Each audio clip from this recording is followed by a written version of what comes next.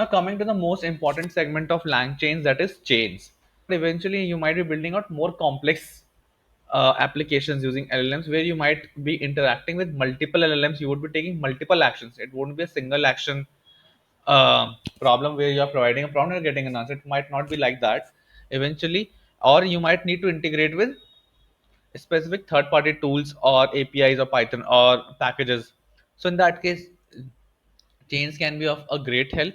So in this particular example, I will be showing you how you can create a SQL database chain. So what it will do, it will eventually interact with the SQL database and then eventually apply an LLM to generate queries for you. So why chains are required? Because they can be taken as a programs that we can generate using LLM. So when you write a program with an LLM, it's not just the LLM with a prompt, but you would be adding some other logics as well. So that would be getting help using chains that we have.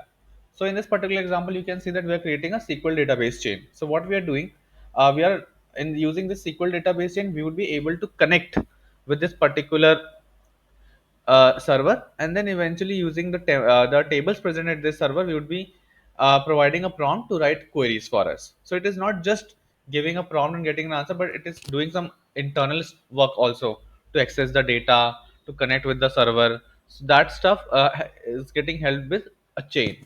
Now a chain has some restrictions, that eventually a chain can be used for a very specific task. Like for example, here you can see that this particular chain, SQL database chain, can be used for just generating queries from SQL databases.